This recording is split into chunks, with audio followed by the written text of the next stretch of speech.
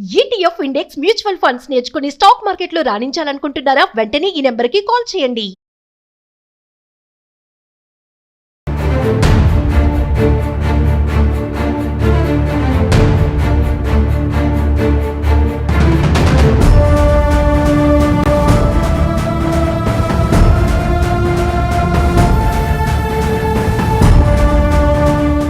ఒంటిపై ఒకటి కాదు రెండు కాదు ఏకంగా 27 కత్తిపోట్లు. రక్తం మడుగులో ప్రాణాలు కోల్పోయిన ఒక విద్యాసంస్థ ప్రిన్సిపల్, అక్షరాలు దిద్దించి భవిష్యత్తును తీర్చిదిద్దవలసిన గురువుకే అత్యంత పాశావిక మరణం. నల్గొండ జిల్లా కొండమల్లెపల్లిని ఉలిక్కిపడేలా చేసిన ప్రిన్సిపల్ రూపారెడ్డి హత్య కేసు ఇప్పుడు యావత్ తెలుగు రాష్ట్రాన్ని దిగ్భ్రాంతికి గురిచేస్తోంది. అయితే ఈ కేసులో మరో ట్విస్ట్ వెన్నులో వణుకు పుట్టిస్తోంది. ప్రిన్సిపల్ని ఇంత దారుణంగా చంపింది విద్యార్థులే అనే షాకింగ్ ట్విస్ట్ ఇప్పుడు ఆశ్చర్యానికి గురిచేస్తోంది. నల్గొండ జిల్లా కొండమల్లెపల్లి మండల కేంద్రంలోని జేబీ కాలనీ ఈ నెల 11వ తేదీ ఎప్పటిలాగానే మొదలైన ఆ రోజు కాసేపట్లోనే భయానక విషాదంగా మారింది. Nagarjuna public school principal K Rupa Reddy తన ఇంట్లోనే విగతజీవిగా పడి ఉన్నారు. స్థానికులు, కుటుంబ సభ్యులు లోపలికి వెళ్లి చూసేసరికి ఆ దృశ్యం చూసి గుండెలు పగిలిపోయాయి. రూపారెడ్డి శరీరం పైన విచక్షణారహితంగా దాడి చేశారు. పోస్టుమార్టం మరియు ప్రాథమిక పరిశీలనలో ఆమె శరీరం పైన ఏకంగా దాదాపు 27 కత్తిపోట్లు ఉన్నట్లు వెలుగులోకి వచ్చింది. కేవలం చంపడమే కాదు, ఆమెపై విపరీతమైన కక్షతో, పగతో దాడి చేసినట్లు ఆ గాయాలే స్పష్టం చేస్తున్నాయి. అయితే ఘటనా స్థలానికి చేరుకున్న క్లూస్ టీమ్, డాగ్ స్క్వాడ్కు విచారణలో పెద్ద షాక్ తగిలింది. ఎందుకంటే హంతకులు ఎంతో పకడ్బందీగా ప్లాన్ చేశారు. హత్య చేసే సమయంలో వాళ్ళు చేతులకు గ్లౌజులు ధరించడంతో క్రైమ్ సీన్లో వేలిముద్రలు లాంటి బలమైన ఆధారాలు పెద్దగా లభించలేదు. నిందితులు ప్రొఫెషనల్ కిల్లర్స్లా వ్యవహరించడం పోలీసులకు పెద్ద సవాలుగా మారింది. జిల్లా ఎస్పీ ఆదేశాలతో రంగంలోకి దిగిన డీఎస్పీ శ్రీనివాసరావు వెంటనే 3 ప్రత్యేక బృందాలను రంగంలోకి దించారు. కాలనీలోని ప్రతి సీసీటీవీ ఫుటేజీని జల్లెడ పట్టడం మొదలుపెట్టారు. విచారణలో స్కూల్ సిబ్బంది, కుటుంబ సభ్యులు, కాలనీవాసులు ఇలా ఏకంగా 80 మందికి పైగా అనుమానితులను ప్రశ్నించారు. ఇదే సమయంలో కాలనీ చివర్లలో ఉన్న సీసీటీవీ కెమెరాలలో ఒక కీలక క్లూ దొరికింది. సంఘటన జరిగిన సమయానికి అటు ఇటుగా 20 నుంచి 25 ఏళ్ల వయసున్న కొందరు యువకులు అనుమానాస్పదంగా సంచరించినట్లు ఫుటేజ్లో రికార్డ్ అయ్యింది. దీంతో ప్రత్యేక నిఘా విభాగం రంగంలోకి దిగి mobile tower data, local networks track చేయడం ప్రారంభించింది. ఆ విచారణలో కొండమల్లెపల్లి మండలంలోని 2 తండాలకు చెందిన యువకులపై పోలీసుల అనుమానం బలపడింది. పోలీసుల నిఘా నిజమైంది. మంగళవారం నాడు ఇబ్రహీంపట్నం సమీపంలో 3 అనుమానితులను పోలీసులు చాకచక్యంగా అదుపులోకి తీసుకున్నారు. వారిని విచారించగా బయటపడ్డ నిజాలు పోలీసులను సైతము నివ్వెరపోయేలా చేశాయి. ఈ హత్యకు పాల్పడింది ఎవరో బయట గ్యాంగ్ కాదు, సాక్షాత్తు ఆ పాఠశాలలో చదివిన పూర్వ విద్యార్థులతో పాటు ప్రస్తుతం అక్కడే 10వ తరగతి చదువుతున్న ఓ విద్యార్థి ఇందులో ఉన్నట్లు సమాచారం. గురువుగా భావించవలసిన ప్రిన్సిపాల్ పైన ఇంతటి కక్ష పెంచుకోవడానికి అసలు కారణం ఏంటి అనే కోణంలో ఇప్పుడు పోలీసులు దర్యాప్తు చేస్తున్నారు. ఇక పోలీసుల ప్రాథమిక విచారణలో ప్రధానంగా 2 కోణాలు తెరపైకి వచ్చాయి. మొదటిది దోపిడీ కోణం. హత్య తర్వాత రూపారెడ్డి ఇంట్లో ఉన్న సుమారు 4 లక్షల నగదు మాయమైనట్లుగా గుర్తించారు. జల్సాలకు అలవాటు పడి సులభంగా డబ్బు సంపాదించాలనే దురాశతో విద్యార్థులు ఈ దోపిడీకి ప్లాన్ చేశారా? ఇక రెండవది తీవ్రమైన కక్ష.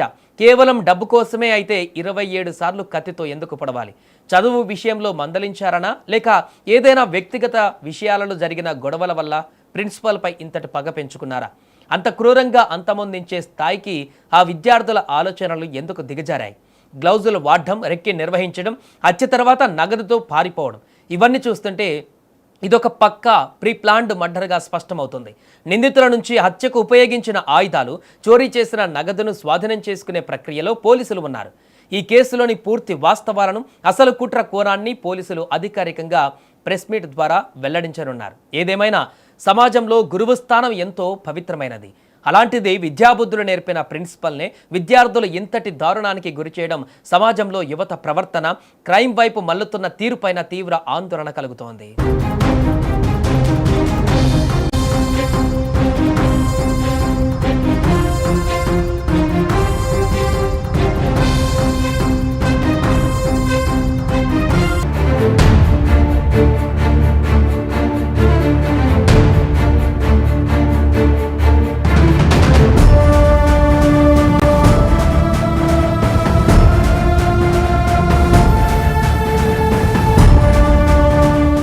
ఒంటిపై ఒకటి కాదు రెండు కాదు ఏకంగా 27 కత్తిపోట్లు. రక్తం మడుగులో ప్రాణాలు కోల్పోయిన ఒక విద్యాసంస్థ ప్రిన్సిపల్, అక్షరాలు దిద్దించి భవిష్యత్తును తీర్చిదిద్దవలసిన గురువుకే అత్యంత పాశావిక మరణం. నల్గొండ జిల్లా కొండమల్లెపల్లిని ఉలిక్కిపడేలా చేసిన ప్రిన్సిపల్ రూపారెడ్డి హత్య కేసు ఇప్పుడు యావత్ తెలుగు రాష్ట్రాన్ని దిగ్భ్రాంతికి గురిచేస్తోంది. అయితే ఈ కేసులో మరో ట్విస్ట్ వెన్నులో వణుకు పుట్టిస్తోంది. ప్రిన్సిపల్ని ఇంత దారుణంగా చంపింది విద్యార్థులే అనే షాకింగ్ ట్విస్ట్ ఇప్పుడు ఆశ్చర్యానికి గురిచేస్తోంది.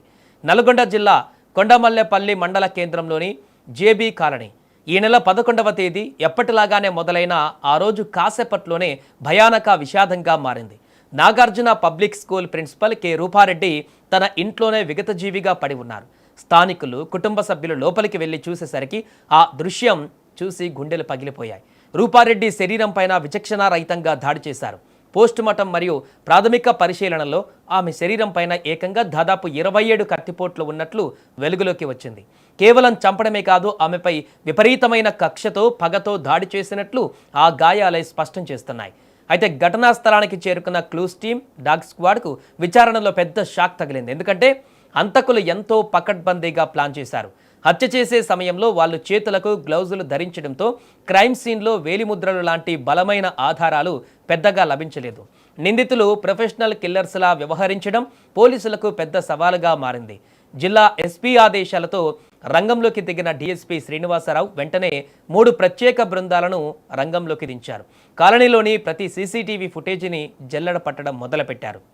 విచారణలో స్కూల్ సిబ్బంది, కుటుంబ సభ్యులు, కాలనీవాసులు ఇలా ఏకంగా 80 మందికి పైగా అనుమానితులను ప్రశ్నించారు.